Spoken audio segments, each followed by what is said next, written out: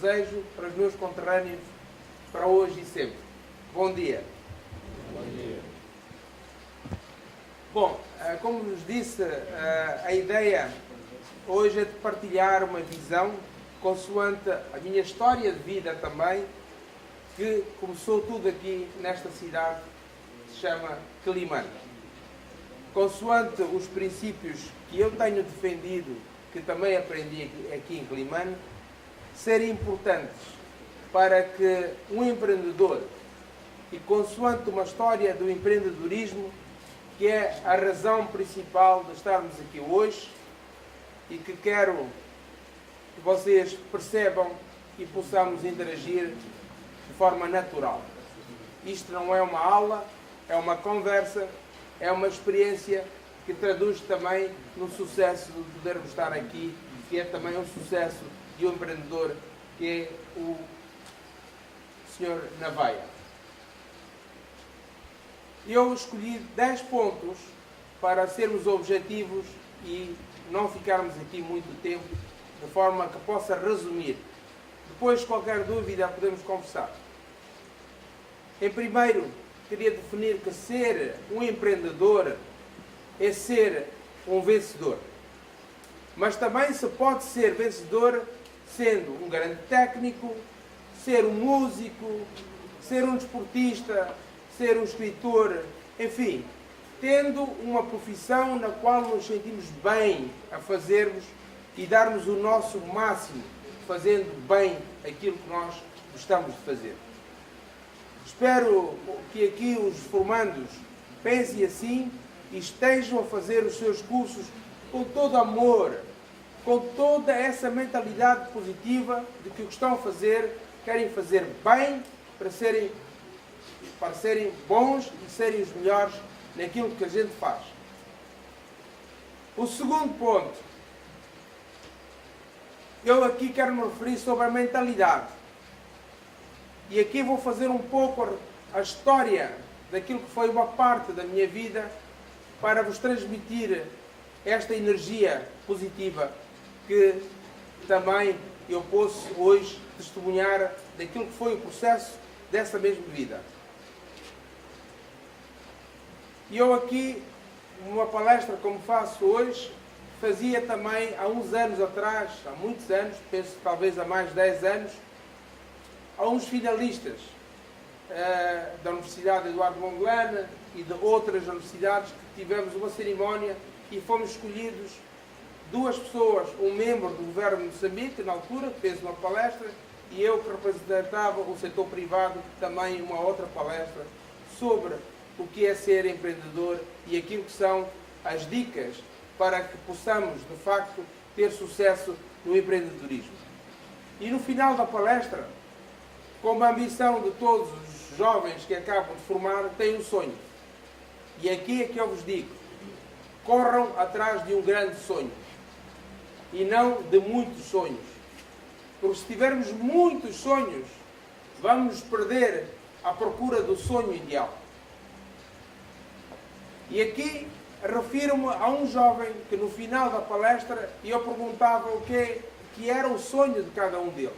E dentre vários escolhi um jovem que tinha acabado de se formar em engenharia e dizia que o sonho dele era a BEV Trecho ter um bom escritório, estar a trabalhar para uma boa empresa e lá em cima do alto dessa empresa olhar cá para baixo e ver estacionado a sua viatura de luxo.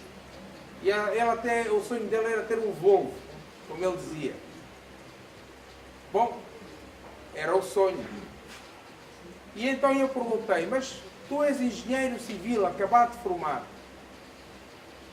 De onde é que tu vens? Quem são os teus pais? Como é que tu conseguiste estudar? E ele dizia, bom, meu pai é um mestre de obras. O teu pai, mestre de obras, deve ter sacrificado bastante para conseguir dar-te a possibilidade de estudar. E não só eras tu, porque deves ter irmãos. Como sabem, as nossas famílias moçambicanas temos em média 5 membros da família. Agora deve ser mais, não é? 7. Bom, e ele dizia que sim, claro que passaram, como a maior parte das famílias moçambicanas, muitas privações, mas aí estava ele formado. E eu perguntava, se o pai dele é mestre de obras, ele hoje é um engenheiro civil, que tem a teoria na cabeça, mas falta-lhe a prática. Por que ele não convidava o pai e talvez até os irmãos se juntavam e abriam uma pequena empresa de prestação de serviços, da engenharia, para começarem com pequenas obras e depois poderiam ser uma grande empresa. E é desta forma que ele ia ser um empreendedor, ia dar empregos a outras pessoas, ia ser uma empresa consoante a sua dedicação e a sua aposta, a sua persistência. Um dia poderia ser esta empresa e olhar cá para baixo como ele queria e não ver um Volvo, ver vários Volvos daqueles que trabalham com ele. E é isso que ele devia sonhar. Prontos, e foi esta conversa e nos perdemos aí e nunca mais nos vimos. Muitos anos depois, recebi no meu gabinete um cartão de visita com o nome deste jovem que eu já nem me lembrava. E um pequeno bilhete dizia: meu caro, muito obrigado. Lhe convido para vir visitar a minha empresa. E de facto, uns anos depois, fui constatar que ele já tinha uma empresa pequena, média, a crescer, e era um sucesso que é dele. Muitos jovens hoje deveriam mudar de mentalidade e apostar desta forma de sermos empreendedores. Vou passar para o terceiro ponto. Eu tenho estado constantemente a falar com jovens, como disse, que me dizem que ambicionam ser chefes, diretores de empresas públicas, enfim, tudo o que são esses cargos que a gente sabe são cargos públicos. E mais ainda, jovens que ambicionam ser deputados, ministros, diretores nacionais, etc, etc, etc. Bem-ajam esses lugares, não quero dizer que não sejam, mas não podemos ser todos. São poucos. Então, o que será dos milhões de jovens que querem e não podem ser ministros? O que será dos milhões de jovens que querem, mas não podem ser diretores provinciais ou nacionais? Quiçá destes jovens que somos os milhões que querem ser deputados, mas não podem ser todos. Então, o que eu quero dizer é que não devemos acreditar que esse é o único caminho. No passado, e isto é a história de Moçambique, tivemos uma geração que lutou para a nossa independência nacional. Hoje somos uma nação. E depois da independência, tivemos uma outra geração que foi tirada das salas de aulas para trabalharem, porque não tínhamos quadros preparados para gerir o nosso próprio país. Para seguirem profissões que não estavam à espera, que nem lhes interessava, mas tiveram que fazer porque o país precisava destes quadros que não estavam ainda formados naquele momento. A maior parte sacrificaram a sua juventude para irem lutar e arriscar as suas vidas na guerra da libertação.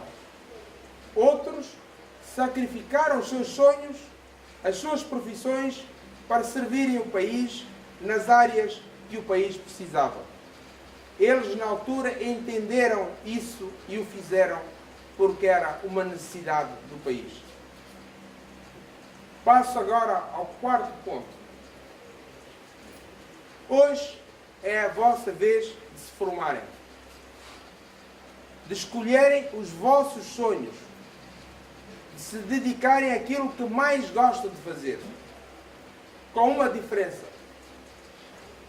Vocês hoje, os jovens, não tiveram a mesma sorte que eu tive e os meus na minha geração. Nós saímos de Quelimane por obrigação, para podermos continuar a estudar. Hoje, vocês, os jovens, saem por opção, se quiserem sair. Não têm que sair da casa, da família, por obrigação. Porque hoje, este desenvolvimento do setor da educação é um grande sucesso incalculável.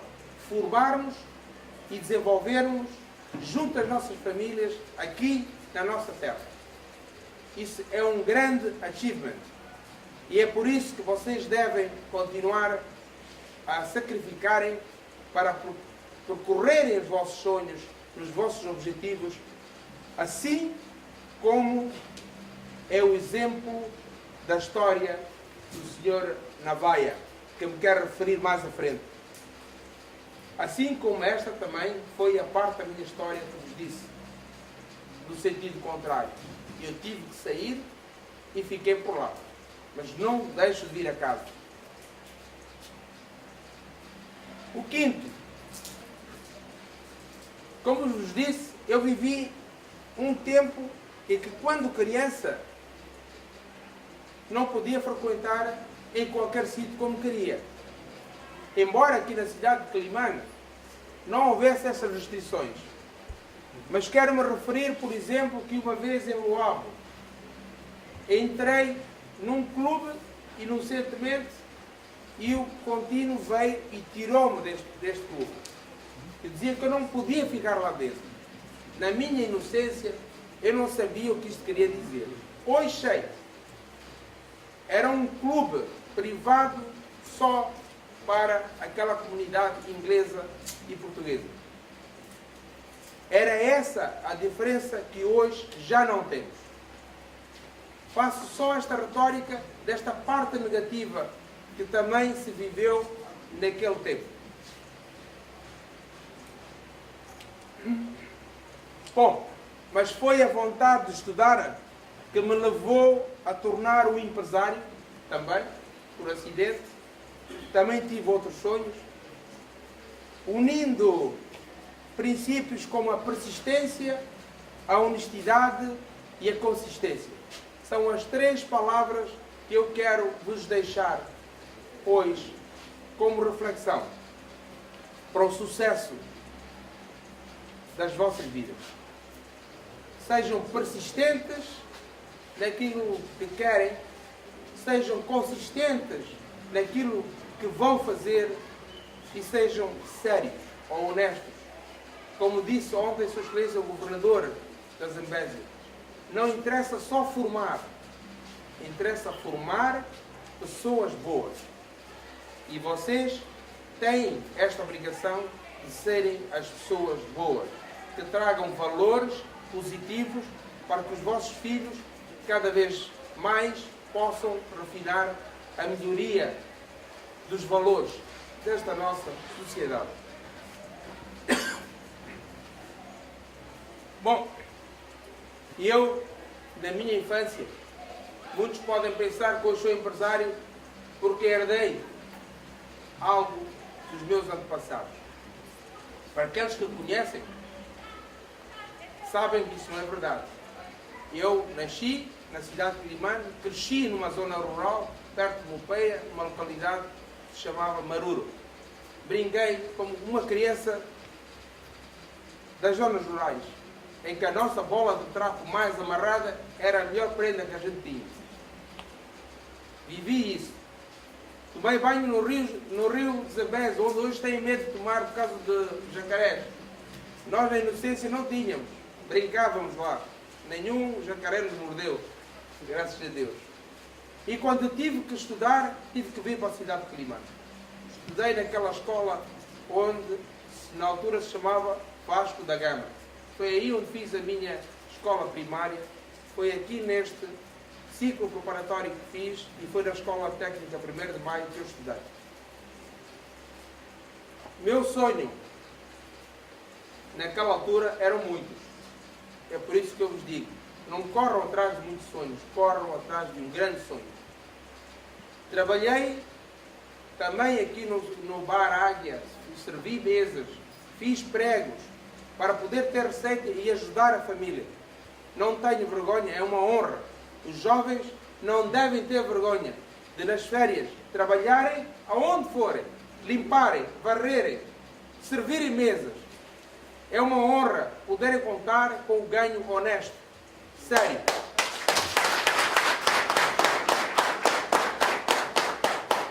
Não devemos olhar apenas para o lucro fácil. Por tudo que vem fácil, sai fácil. E é este princípio que os jovens devem ter. Nas horas extras, trabalhem. A cidade precisa, a província precisa. Escolham, organizem-se em grupos. Vão fazendo.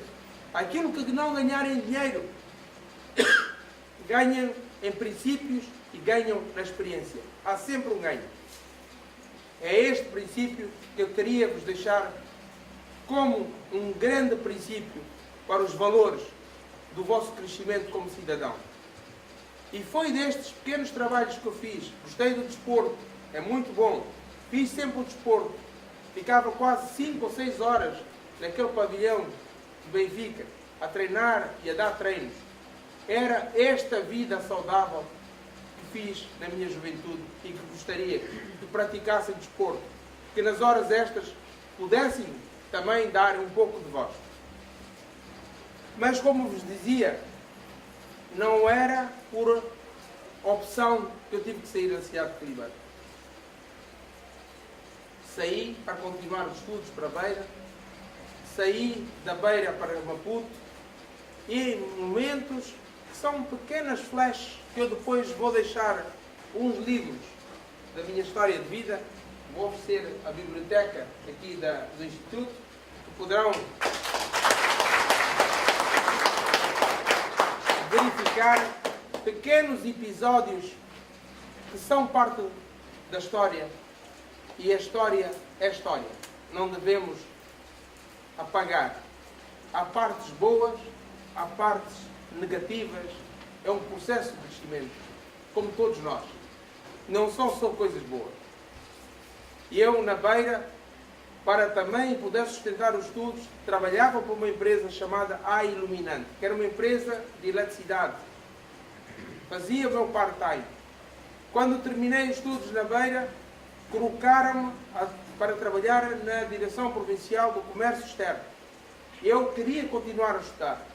Não queria trabalhar, mas era a realidade naquele momento. O país não tinha quadros. Não havia tantas escolas. A universidade era única. Climana, nem sonho tínhamos de ter a universidade. Mas na minha persistência, num dos jogos de basquete, que aproveitei ir a Maputo, conheci Maputo nos jogos de basquete. Quando voltei à Beira, quis de novo aventurar-me a ir a Maputo para conseguir ver se conseguia um encontro com o Ministro da Educação. Consegui apanhar uma boleia num avião Antonov. Sabem o que é Antonov? Eram aviões militares na altura. Consegui entrar no avião sem ter os fardos militares. Era um menino pequenino. Tinha 16 anos ou 17 anos. Não tinha uns trocos no bolso. Sentei lá e começava lá o militar a cobrar. Quando chegou no fim, olhou para mim, viu um miúdo, disse: você não precisa pagar. Não imaginam o alívio, porque aqueles tostões que eu tinha davam um jeito para quando eu chegasse, porque eu não conhecia ninguém em Maputo. E eu, quando cheguei em Maputo, ia à procura de uma referência de uns amigos da família, que depois encontrei. E depois, a tal persistência que me refiro, não havia colocação na UEM, mas eu fiquei lá uma semana, 2 semanas, não saía da porta. Até que fartaram-se de mim e me deram um despacho para ir frequentar um curso de informática, que já tinha começado há 3 meses. Eu agradeci muito. E fui, peguei nesses 2 ou 3 meses de atraso e fiz daquilo com muita consistência e consegui segurar os estudos. E depois a história levou até onde eu pude fazer. A outra versão, nesta parte, durante esse período, quando já estava no 2º ano, alguém me ligou da Beira e dizia: bom, a empresa onde você trabalhou está falida, os donos abandonaram, foram-se embora para Portugal. E neste momento temos duas procurações. Era para a senhora da contabilidade e um senhor mais velho. Mas eles não queriam pagar na empresa. E como sabiam que eu tinha lá estado, perguntaram se eu queria ficar com a empresa. Bom, eu era um rapaz de 18, 19 anos na altura, não media o risco e disse logo, eu venho a Beira. E fui a Beira. E vi, a empresa estava falida, tinha 77 trabalhadores e eu fiz à mão um requerimento a dizer ao Estado que eu queria ficar por 400 meticais, que era o que eu tinha das minhas reservas naquele tempo. Não sei quanto é que isso representava, mas era o que eu tinha das minhas poupanças. Mas eu vim-me embora. O facto é que a sorte e o azar ao mesmo tempo se juntaram e veio a resposta positiva. E aí começaram, de facto, as dores de barriga. Porque tive que assumir a empresa e esta empresa tinha muitas dívidas. Mas a importância é juntarmos as energias. Reunido com os trabalhadores, fizemos um grande trabalho, conseguimos em 2 anos levantar a empresa, pagar as dívidas e foi esta forma de eu entrar acidentalmente no mundo empresarial. Porque o meu sonho não era ser empresário. O meu sonho na altura era ser um grande jogador de basquetebol. Mas como veio, também não cresci muito. Mas era jogador. Cheguei a ser campeão nacional aqui no país. Mesmo com essa altura. Persistência e consistência. Conseguimos. Bom, esta é uma parte que eu relato para encorajar os jovens que hoje aqui estão a ser formados e que devem olhar que a vida não é fácil, mas é preciso sermos persistentes, consistentes e honestos. Eu gostaria que repetissem comigo essas 3 palavras. O que é que nós devemos ser? Persistentes, consistentes e honestos. Não tirem isso nunca dos vossos princípios, para serem pessoas respeitadas na sociedade. Sexto. O sexto eu já misturei, por isso vou avançar. Foi um pouco aquilo que eu me referi nesta questão da persistência e da história da Beira e a história de Maputo. Agora, já caminhando para a parte final, eu queria dizer que um dia encontrei-me com um jovem que me pediu apoio para estudar. Falou comigo, apresentou as suas dificuldades. Decidi dar-lhe o apoio e o voto de confiança. Indiquei a empresa para ele ir lá fazer a sua solicitação, de forma a ser avaliado.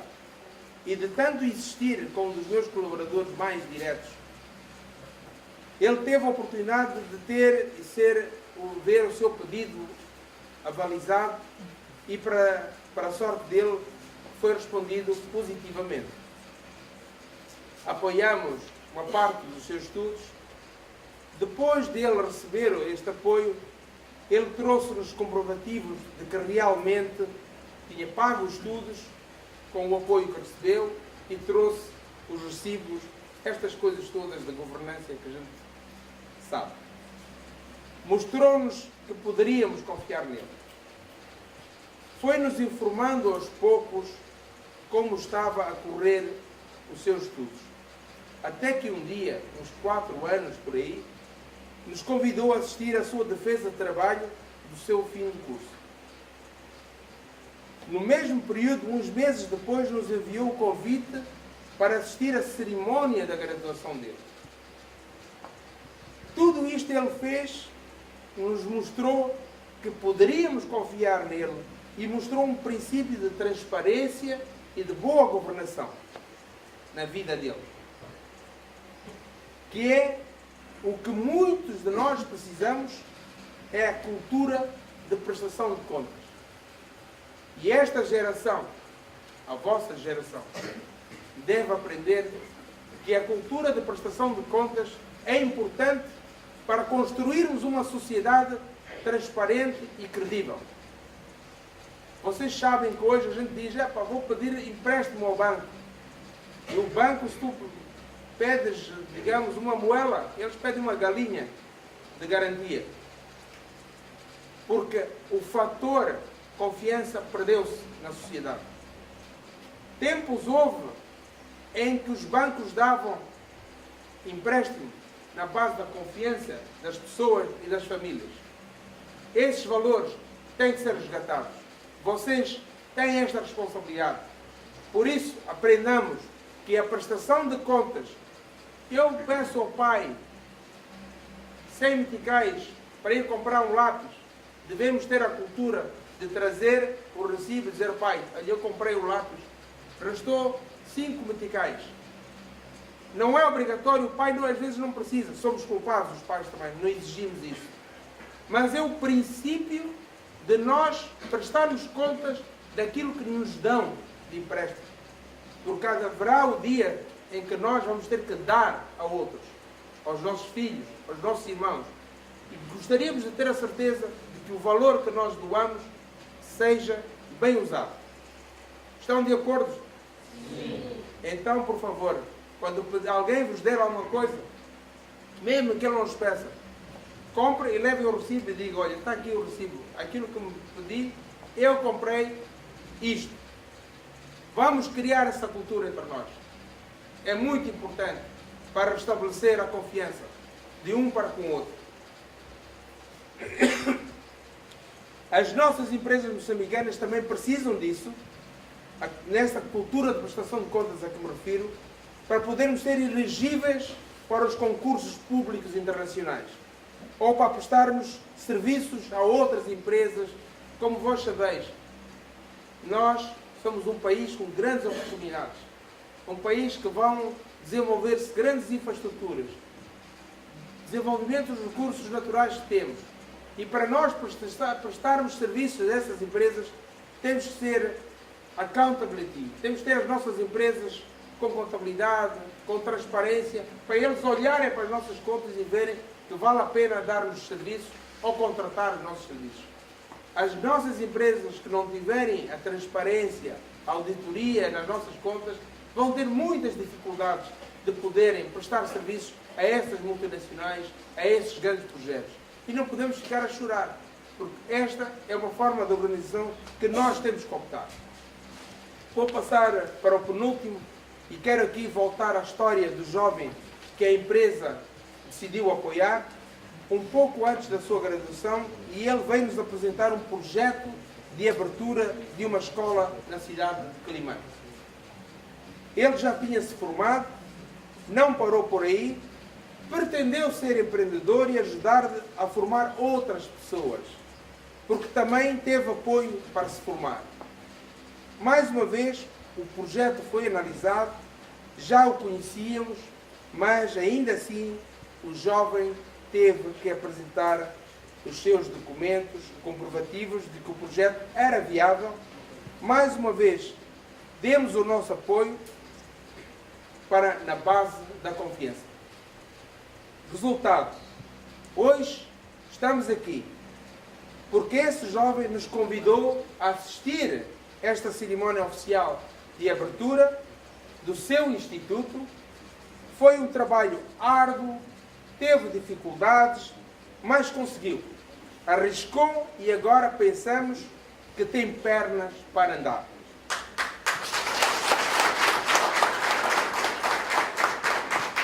Está exposto aos riscos, mas acreditamos no seu sucesso, no vosso sucesso. Passando para o nono, quero me referir que estão aqui exemplos de empreendedorismo, honestidade, perseverança, consistência e trabalho árduo.